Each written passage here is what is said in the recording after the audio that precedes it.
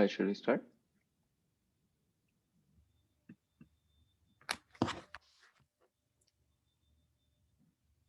All right. Hello, everyone. I'm here joining Simra today to talk about product, and we're going to be doing a mock interview. And Simra here has actually participated in one of the case study competitions that happened on the Product Buds community in the Slack channel, and she had the best answer. So we are following up with a mock interview. And to tell you a little bit about me, I'm Arjun Lalwani. I am currently a Google APM, and prior to this, I was a student at the University of Washington, studied computer science, and officially joined the product workforce. I'm excited to do this mock interview with Simra, and I'll hand it over to her to give a quick intro. Hi, everybody. My name is Simra. I'm currently a junior majoring in computer science at the University of Illinois at Chicago.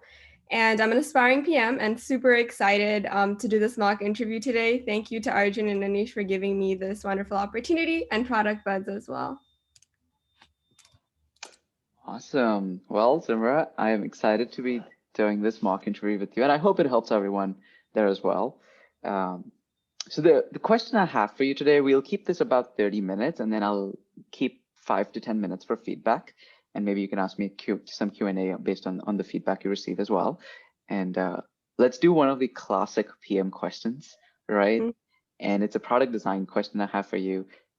And I'll kind of keep this similar to an interview style where it's not just one way where I ask you this question and then you just answer it, but I'll ask you a lot of like follow-up questions in between and try to interrupt you every now and then and challenge you. So you kind of get that full experience. And because sometimes interviewers are trying to get to a place where they see how you think in terms of your product sense and your analytical sense. So we'll try to stretch some of those muscles.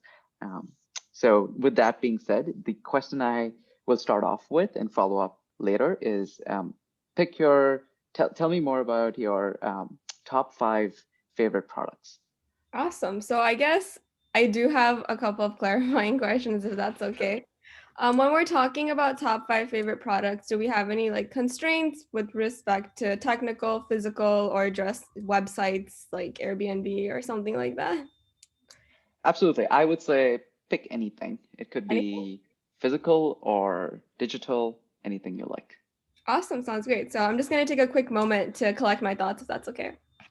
Go for it.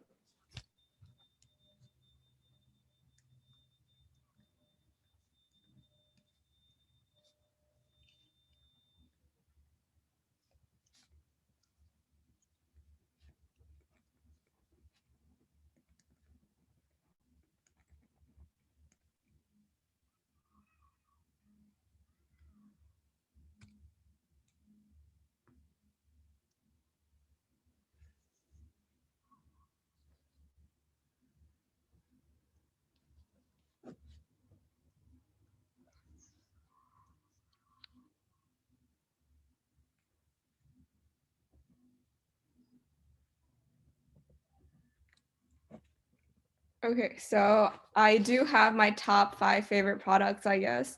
And there are a mix of more like technical, physical, and actual brands as well. So the first product that I do have is Airbnb. I really love the concept of Airbnb, especially as a travel enthusiast. And then there's Sephora. I feel like whenever I go into Sephora, there's just like a wide variety of selections, and I could just spend hours and hours there trying out a variety of different things. The next one is a hair straightener, and I feel like a hair straightener has a lot of sentimental value personally for me. And the next one, the fourth one, is the Wii console. So I know they do have a newer version called the Switch, but I feel that again, the Wii for me has a lot of sentimental memories, and it's more or so represents my childhood. And finally, I don't know how familiar you are with this, but it's called a Vitamix blender, which you can basically make a variety of different soups, juices, and basically grind anything in it. And we actually bought one last summer, and I've had a blast just experimenting with it. Awesome. Well, I've heard a few of them, but I am really interested in some of these, and I'd like to dive a little deeper and play with some of your favorite products, and then maybe figure out how we could improve some of them as well. So let's start off with the one I'm most interested in is Sephora. I think that it's a very different kind of, it's more of a brand and less of a product, right? There are a lot of products that Sephora does offer. Let's talk about how you would measure Sephora's success. Right. So I think when you look at Sephora and when you look at measuring its success, you can look at it from two different directions. First, you kind of have to consider, okay, are we looking at the success of the actual brick and mortar store, or are we looking at measuring the success of the website, because it's a pretty successful e-commerce store as well. So is there a specific aspect you would like me to focus on? Let's say you're the CEO of Sephora. How would you measure its success? Okay. So I guess for that, I'm just going to take a quick moment to figure out how I want to answer this, if that's okay. Sure, go for it.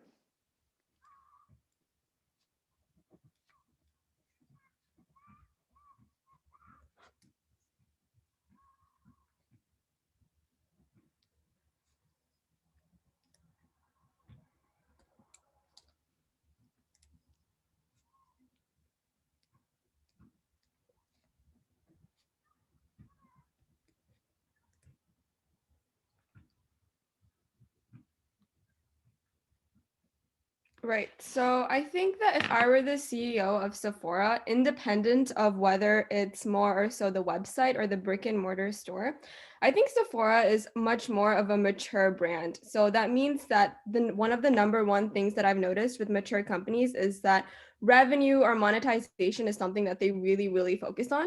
So definitely one metric that I would see is focusing on more of the quarterly earnings and looking at have my quarterly earnings kind of increased or decreased depending on the last quarter or the future quarter, especially in times like this when it's the pandemic. Like, has there been anything that's been affected by this? And another one that I would also want to see is that I feel that with Sephora, there it does have a lot of other competitors like Ulta or Walgreens where you can easily get a variety of different makeup. But I think the beauty of Sephora is also the different types of brands that basically agree to sell their products within Sephora. So kind of also figuring out how many of these deals are they getting per quarter, or and how many of these are kind of continuing to sell their product with Sephora. So I think these two would be the basic broad level ones. But if you do want me to go a bit more specifically into more like customer or consumer, or like they have a variety of different products as well, such as skincare, perfumes, and makeup, we can go into that as well. That's interesting. I guess the question I'd like to kind of go from here is revenue. Like, let's focus on that. Revenue is a big aspect when it comes to these mature brands. They really care about that. And there's sometimes an interesting balance to be done. Is like, do you optimize for short-term kind of quarterly goals versus like long-term? What are some three big initiatives that you would like to make um, to improve revenue for the long term at Sephora as a CEO? Awesome. So just so I get this correctly, I guess our goal here is to basically think of ideas or initiatives in which we can help to increase the revenue aspect of Sephora, right? So I guess when I look at this as, the ask as a CEO of Sephora, something that I do want to kind of ask is we're looking at the entirety of the brand, right? And we're not focusing specifically on a website or a brick mortar store, right? That's right. And is there a specific consumer that, again, that you do have in mind for this? Or again, do we want to focus on the generality of Sephora and their customer base? Or do you want me to kind of work my way through specifying a customer that I think we should focus on? I'd like to see how you think about the different customer segments that Sephora has today and which one you'd like to optimize for. Awesome. Sounds great. So then I guess in that scenario, I'm just going to take a quick moment to kind of figure this out, if that's okay. Go for it.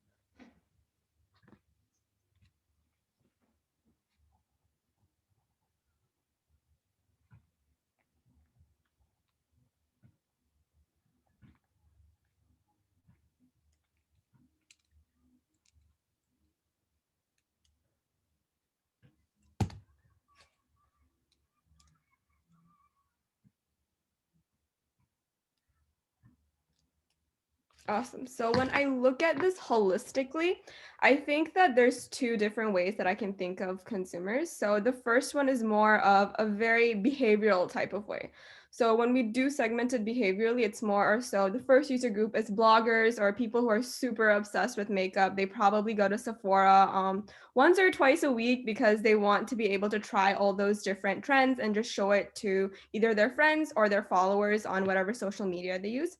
And then next is the user, like I feel like I fall into this category, but like doesn't know where to start. So they kind of just go to Sephora once in a while, trying to figure out where exactly do they want to start. And they don't really know how to perhaps wear makeup or where to start with skincare routine.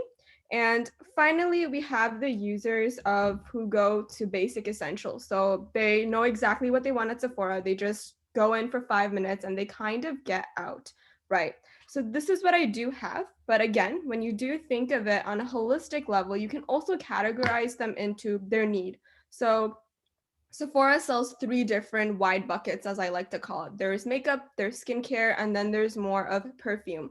So we can bucket it based on that as well. But out of these, is there a specific user or genre that you want me to focus on, or do you want me to explore this a bit more? I think it'd be interesting to see, as the CEO and based on the revenue goal, which user segment you'd pick and why. Okay.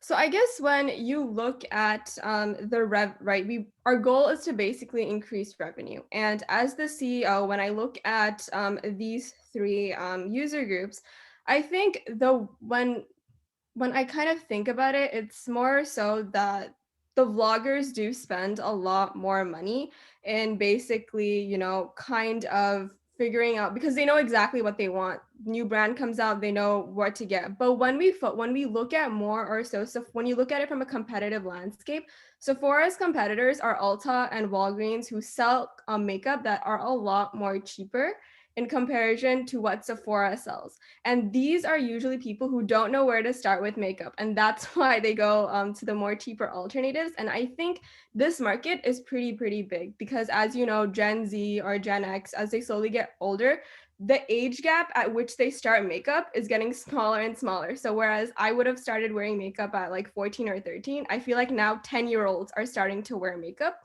So from that perspective, I think being able to focus on the users, the second group who don't really know where to start would be a very smart move, just considering competitive trends and the market trends and user behavior as well. Got it. So you think that today Sephora is not very competitive in the user segment where the users are trying to get started and entering the makeup kind of field, right? Is that the right way to think about it? I think they are competitive in their own spectrum, but I feel that the main thing is that Sephora has so many options that a user basically gets overwhelmed. And you Mm. also need to look at it. They're a lot more expensive as well in comparison to Walgreens or Ulta. Like, I'm not going to, as a beginner, I'm not going to spend $40 on a lipstick just no matter how, obsessed I may be with the brand. But I want to buy something from Sephora, but I can't because it's too expensive or it's just so many varieties. That's how I see it specifically. That's interesting. Let's explore that a little more. You said that it's expensive. What are some other pain points that come up when we're targeting this segment? Right. So I think for that, I do want to give justice to this. So again, I'm just going to take a quick moment to kind of Sure. think and analyze the user journey.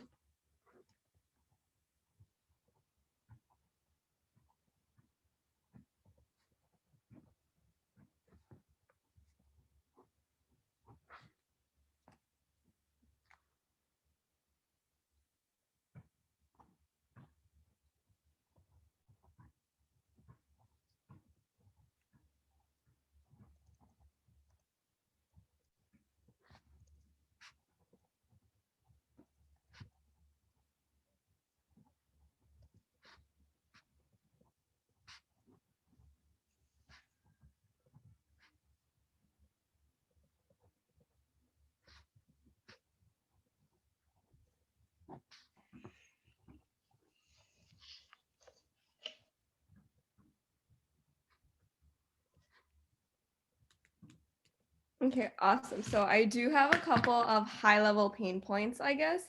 And as we did discuss, the first one is like it's expensive, and that's like a very common known fact. And then I think the next pain point is, it's not as relevant, but I do think it's there, is as a user, when I go into a store, there's just so many options. Like if I go into the lipstick section, there's not only 10 different brands, but within those brands, there's so many different colors as well. So I get overwhelmed.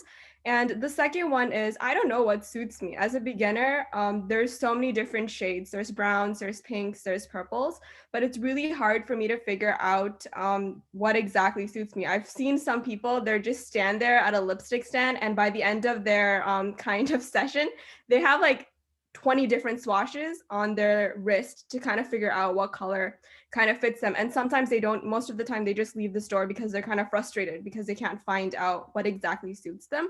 The next one is, how do I put this on? So I think that with makeup, it's so versatile that depending upon your features, like eyeliner, depending upon if your eyes are hooded or a different type, you can't go and put, not every eyeliner style is going to suit you. So you have to figure out what is the best way to put on any sort of makeup that you buy, because again, you do want to make the most of your money, and there's no point in buying something that you can't put on or doesn't suit you. And next, again, is like, does it match my outfit? I do feel that some reasons why beginners, people who don't know where to start, go to Sephora or other makeup stores, is because they have a very specific outfit that they want to wear, but they don't really have the colors at home that kind of match it. So they go to Sephora thinking of, okay, I need to look good on this day, or it's really important for me. How can I find the correct makeup that actually matches this? So these are a couple of the pain points that I think are there, but if you want, I can spend more time to kind of evaluate as well. No, I think these are great, and I think a good set of pain points that you've outlined. Which ones do you think you'd like to kind of prioritize? Let's pick Mhm. two Okay. and then go from there. Right. So when I look at these pain points, I think I really want to prioritize based on the impact and the impact of these pain points with respect to our user. So we have a user who basically doesn't know where to start, and they get into the store. So I'm just going to take a quick moment to kind of think about which ones I can prioritize, if that's okay. Hmm.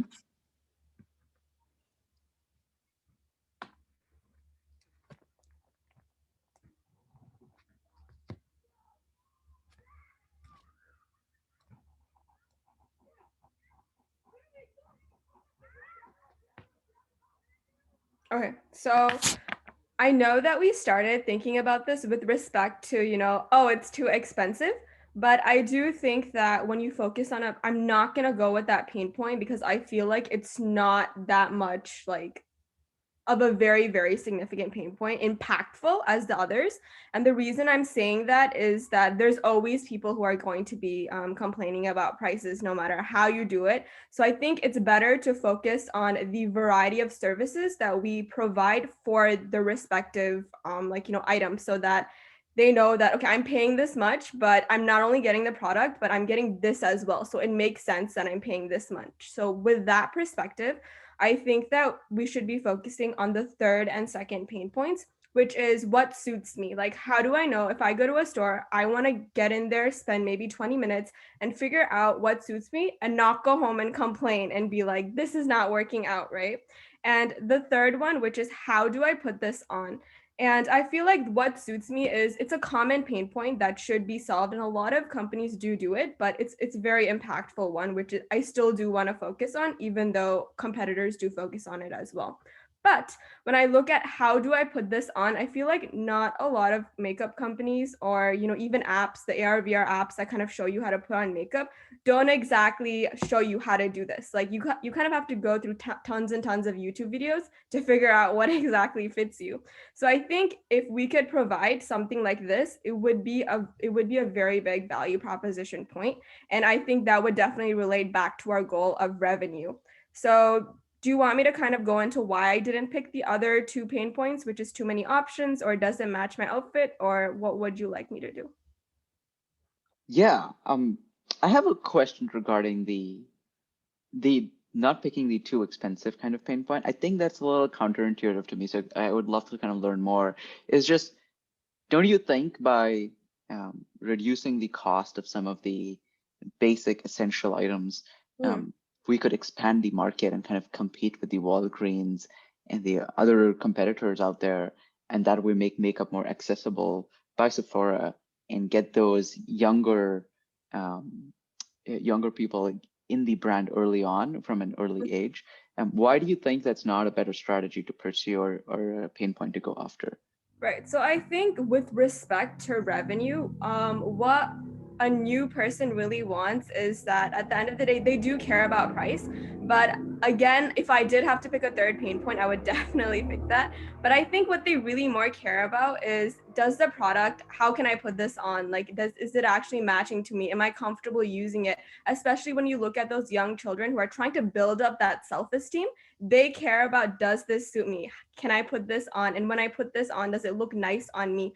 Versus more when you're targeting that demographic, I feel that price is something that's there, but that is something that you can look into a bit later as well. Like once you've solved these two pain points, then maybe next steps and future steps can be, oh, we launch a line of makeup products that, we offer the aspect of how do you put this on and what it suits me. Plus we have that, it's lower price.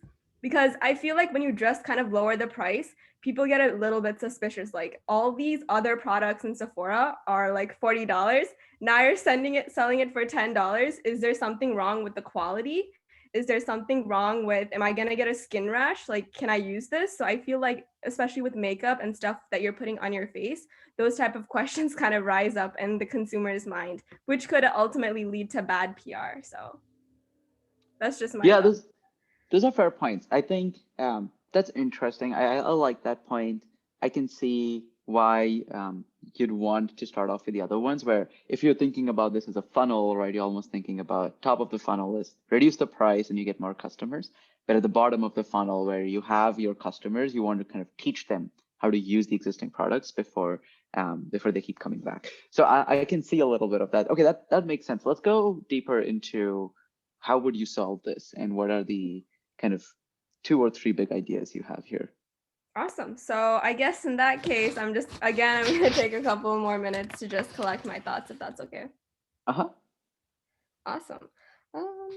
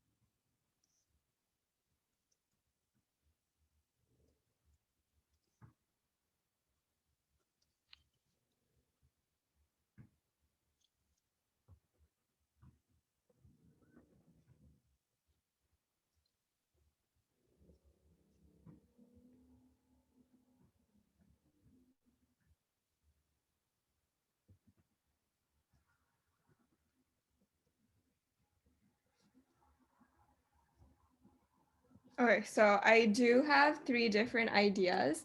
And I guess the way that I'm going to present these ideas is the first one is more of, I call it a tier one idea. Second is tier two. And the third one is I've tried to make it a moonshot, but let's see how that works. So, just to kind of reiterate, we're trying to solve for beginners, people who don't exactly know where to start with makeup. And Sephora's goal is to be able to increase their revenue, right? And our pain points are how do we solve that? How do we help them figure out what suits them? And how do I put this on? So before I do get started, I was thinking about it and I thought that when I'm assuming that as a beginner, you're going to be a lot more hesitant to order online and you're actually going to want to go to the store and figure things out. So I think based on that, all the solutions that I have come up with are cater towards the brick and mortar store. And if we do want, we can pivot it more towards the website e-commerce. Is that okay? Yeah, that sounds good. Sounds great. So the first one is I call it like the makeup bartenders. And the way that this works is that so whenever I travel, I feel like every single country has a very unique way that they present their makeup stores. And in some countries, there's actually people who are standing there who kind of like show exactly tell you what makeup is the best for you. And they're at every single counter. So I'm kind of adding a spin to that. So instead of going to every single counter, why not actually just select all of the makeup that you think is nice? And in the back of Sephora, there's like this entire kind of like a bartender setup where there are people there and you can go to them and you can ask them, okay, what do you think will look nice on me? And they can actually suggest you a variety of different suggestions as well, depending upon, what suits you. And of course, give you tutorials depending, they're makeup experts. So they would kind of show you, oh, this is how you would put your eyeliner on if it was hooded. This is how you would put your lip gloss on if, for XYZ. So that's a solution that I do have. The next one I think is more of it's a mirror. So beside every single stand, there would be a mirror where there's already mirrors so you can see basically how does the color look, how does the makeup look. So I think we can take this up a bit notch. So it would use I would assume that it would use ML/AI technology where it would scan your face and see the different dimensions of your face and kind of suggest, oh, I think that this color would suit you best and this style. So once you kind of have that color, it could give you a mini tutorial of on the mirror itself, like, oh, this is how you would put this on. And if you want to get this on your phone, just scan the QR code, which like it would give you just like represented on the mirror. So you can easily just have it and keep it with you whenever you want. And finally, I don't know how well the third solution is going to work, but I'll give it a shot. So I think that this one is more or so of the way that this would work is that it's more of a lot of clothing stores have changing rooms where you can go and try your clothes on. So from that perspective, why can't we have makeup changing rooms? So what you would do is you would kind of again with your basket, you would just go and you would put your inside the changing room, you would basically go and put it on like a sensor sort of thing, and it would kind of pick out the ones that it thinks are best for you. And once you sit down, maybe a robot or futuristic technology that we could have kind of does an entire like a semi like makeover, and it would show you like, is this something that you like or do we want to start over? But it does it in such a way where that it kind of puts like a screen on your face so that the makeup is not actually on your face to kind of see that, okay, do you like this? If not, you just it's like a sheet mask, so you just take the sheet mask off. So I think that's another solution that we could go with. I love those ideas. I think they're some of them are pretty innovative, and especially the changing room slash changing makeup room kind of idea. Um, Super cool. I guess given that you probably cannot do all of them, Mhm. right? As a CEO, you have to prioritize. Um, I want you to pick one of the Mhm. three Right. that you'd go with, and kind of justify why you're picking that over Right. the others.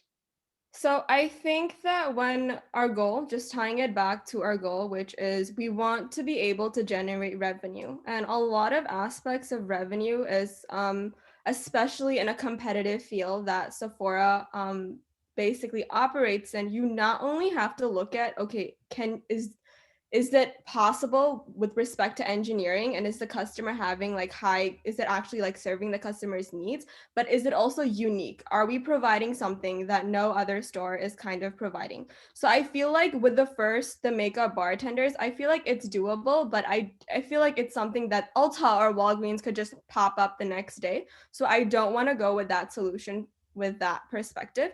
But when we do look at the last two solutions, this is a bit of a hard one, I guess. But if I were to go with a solution for this, I'm actually just going to take a quick moment to kind of decide if that's okay. Yeah, go for it.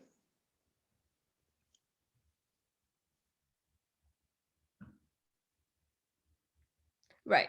So I think that the solution that I do want to go with is more of the mirrors solution. And the reason that I want to go with that solution is, first of all, yes, it's unique, but it's also, when I compare it more to the engineering efficiency of, the machine, the changing room, you have to set up an entire changing room in the entire brick and mortar store.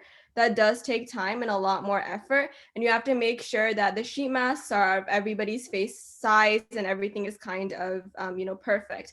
But when you look at the mirror solution, I think it's something that's relatively easier to implement than the changing room one, considering that it's a mirror that kind of just scans your face. Especially, we are in an advancement of ML and AI technology, and I feel that I know a lot of makeup companies are kind of investing into AR and VR, but I think I'm assuming that they're also going to take that big step into investing into ML and AI. So this kind of sets Sephora off into investing in a space that's also very useful for them. And also, with respect to our goal, which is monetization, I feel that it's within a quarter or 2 quarters. This is a lot easier and quickly to implement and perhaps get results, versus the machine, the changing room, which we could implement later on a bit more in the future, I think. So just based on uniqueness, customer satisfaction, which is high, and effort, I do want to go with the mirror solution. Awesome. All right. One last question for you, and then we wrap it up. Mm-hmm. How are you going to educate your target segment about the solution? Okay, so I think being able to educate users about a new product is always something really fun to do, because there's always a variety of different ways that you can think about it. So I do have a lot of ideas racing in my mind, but I'm gonna take a moment to just collect my thoughts, so I'm not like shouting everything, if that's okay. Sure. Yeah, just one or two would be more than enough. Okay, sounds good.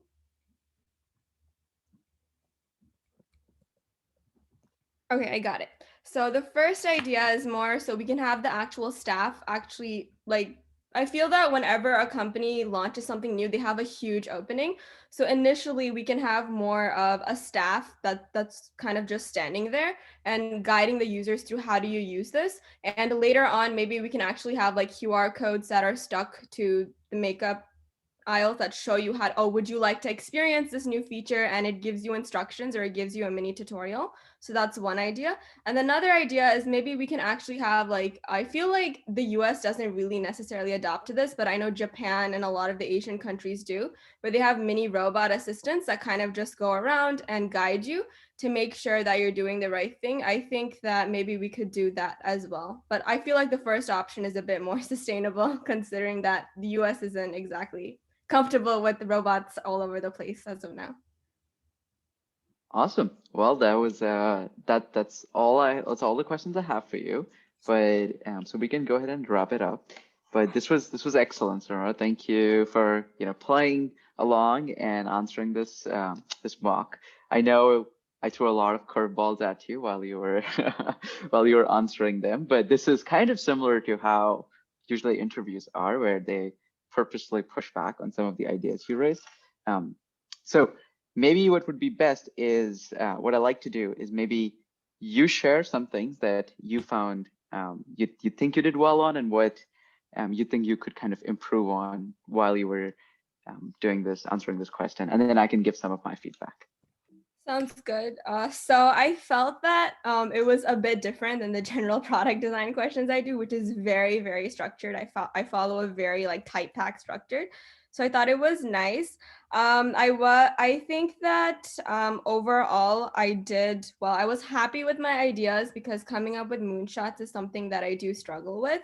And I think that maybe something I could have done better is perhaps maybe I think I jumped the gun, perhaps like not thinking about like revenue from the beginning, especially as a pain point, since that was our goal as well. But I did think that I felt that in my mind I was justifying it well, but I feel that sometimes when I think something, it doesn't come across as convincing to the interviewer. So I think maybe I wasn't as convincing in certain aspects of areas such as user groups or pain points or just my reasoning as well as to why things could be done. And then just like the metrics part in the beginning, I was caught off a bit guard because my mind was like racing. So I came up with the most generic one, and I don't know if that was like the right thing to do or if I should have gone into more specifics. And for the last question, which was how would you kind of like transition people? Yeah, I think that was a bit like mediocre as well. Like I couldn't think, so I just said the top two things that came up to my mind. Yeah, that's fair. I think that's a very good like self-assessment, and I think that kind of skill you got to do sometimes, especially when you're mocking with others and they don't give you high quality feedback. If you kind of can just be self-aware and write down what you think went well and did not go well, and practice that with more and more people, I think that's the best way to like kind of self-improve when you're not getting specific coaching while you're doing mocks.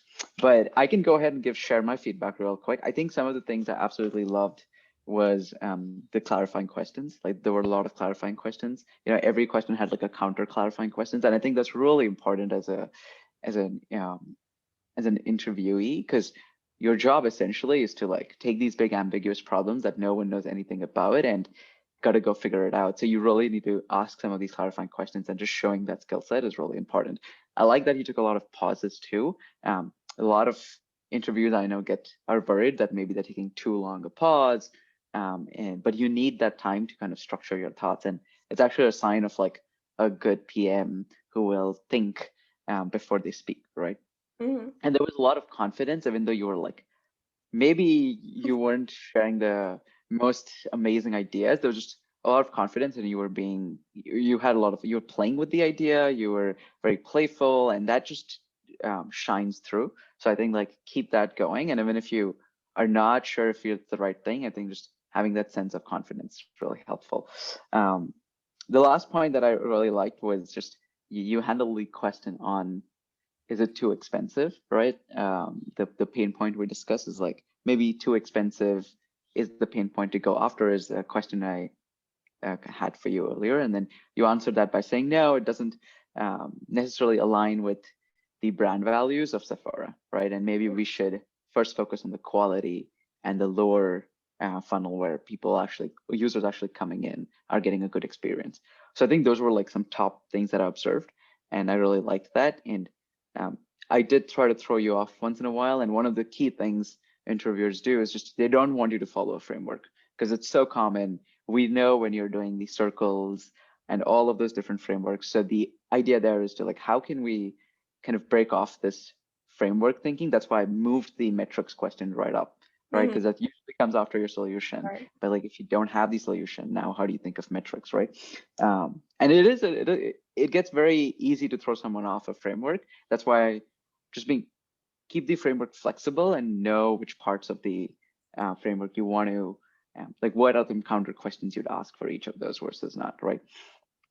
So those were some of the great things that I observed you do. In terms of improvement, I do think that asking the success question early was a little, I saw that it kind of threw you off, and you said the revenue, which are the top metrics definitely that a CEO should look at. But maybe that was a good point to, I just slipped in saying that you're the CEO of Sephora, and you should have just bitten that and go like, wait, what does it mean to be CEO of Sephora? Like why, since when? And like really dig a bit deeper on like, okay, if I'm measuring success, do I have to look at employees? Do I have to look at like Oh. customers? Do I have to look at shareholders, right? All these different stakeholders. Like if you think of a marketplace, there's the like Uber, your riders, and then you have the drivers. Mhm. Oh, sorry. Yep. So you have the two different markets. Similarly, like as a CEO, you have a lot of different stakeholders, right? So you kind Right. of have to think Got that. 360 degrees. Um, and it's fine. Like you're not supposed to crack everything, but it's interesting to always ask, is there more than one stakeholder here, Right. right? And usually when it comes to answering success, is like a different North Star metric for every stakeholder. Mhm. Um, I think another thing that could have made your answer stronger when we were setting the goal was just, or when you were coming up with solutions, is like, what is Sephora's vision Vision. and mission of the company, right? Yeah. Like, where are we trying, who we are, and if it's like high quality makeup, that's it. Like you too expensive, that point could just be scratched out, saying it doesn't, it's not in our brand, and we should stand by our brand first, right? Mhm. That's a very clean answer. I like the fact that you did touch on a lot of competitor and stuff, and showed like you can think strategically from that sense, and um, maybe it's a tricky balance and it's a fine line, but having the user pain points and thinking about user impact first versus competitor focused Right. is like something to think about. You did a good job with like the balance, but sometimes like I know a lot of interviewers like to focus a lot more on the user and be more user focused than competitor focused. But it's a good point to bring up once in a while. Mhm. So I think it's like a fine balance, and just make sure you're not going one side or the other too much.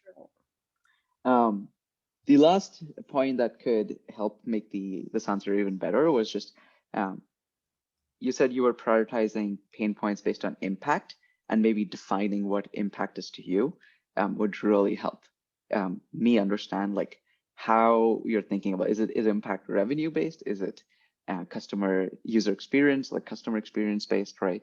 And that would be just very helpful to know, and maybe I should have also pushed for it, but I just wanted to see how you were kind of thinking. um, let's see, anything else? The other one, when I asked, like, this is something common interviewers do, they're like, pick one, right? And you have these like three different amazing solutions, and you're like, how do I pick one? And I have to prioritize. Prioritizing is a super important skill as a PM. I think that's the biggest value add you can add to your team. So it does show up a lot in these interviewing questions.